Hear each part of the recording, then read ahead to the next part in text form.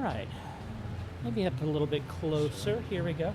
If you'll hold this for just one second, and we'll go 3, 2, 1 to sync my audio. Okay. Hello, Clay. Thank you for being a part of Intermission interview today. It's my pleasure to be here. How long have you been with the show? This is my 14th non-consecutive summer. My goodness. What are some of the roles that you have had, and what are your current roles in the show? I started off, I did 3 years of playing Henry Klaber, and then I took a little break, and when I came back, I started in as Dudley Morton, and I did 5 or 6 years of Dudley, and again, a little break, and then now I'm doing E.P. Christie as well as music director for the show. Music director for a musical about a world-famous composer must be a bit daunting.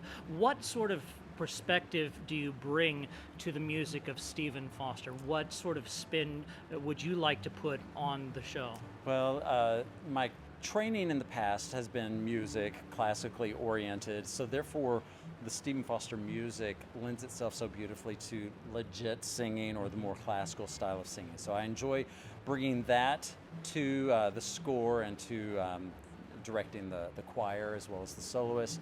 I also just find the music rich with text, and that appeals to my actor side of things, and I just love the whole music as a whole, and the choral singing as well, of course. And in the choral singing, if you come to see the Stephen Foster story, you'll see, particularly as we do Act 2, the Act 2 overture is really just a choral masterpiece. And if you could see the facial expressions that Clay is giving us to have us emote what he wants to elicit from us as performers, you'd be quite amazed. What are some of the most difficult passages to add nuance to?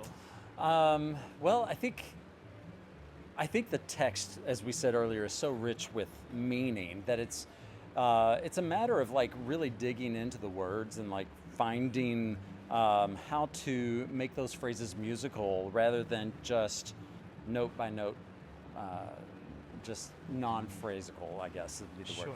And so it's more of just trying to find the musicality in each phrase and trying to draw that out in the choir and make them think about the words that have extra meaning. And of course, with the musical phrasing, as it ascends, sometimes you'll crescendo up to that or pull back on certain passages as well. So it's just a matter of thinking about the text and what that's saying and trying to draw that from the choir. That's fantastic. Now, as a performer for 14 years in the show, you must have seen a few things go wrong in your time. What are some of the things that perhaps stand out from either performances or rehearsals? Oh, many things. They don't have to be your mistakes. They can be other people's. Well, I just remember specifically one performance where the garage door didn't get all the way up for the McDowell interior before it came out. Mm-hmm. So when the McDowell interior came out, it hit the roof and tiles were coming down. This is right before a scene, and the person who played Joe, I think it was Herbie, came out for that scene and started picking up tiles from the roof. And I think he might have thrown them into the fireplace as well. And oh so my goodness! Just going with it in the moment. So, were you on the set at the time? I was not, but I remember watching it from the other side, stage right towards. Yes. So nothing ever is absolutely perfect in live theater. We strive to have excellence rather than perfection. That's a much more achievable goal. Exactly. What are you looking forward to in Act 2?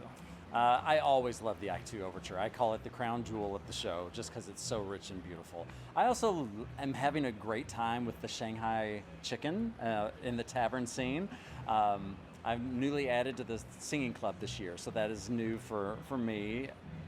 It's been a while since I've been in it, and I love the energy in that scene. So. It's a great, fun scene. Yes. Well, there's an announcement for the show to resume very shortly.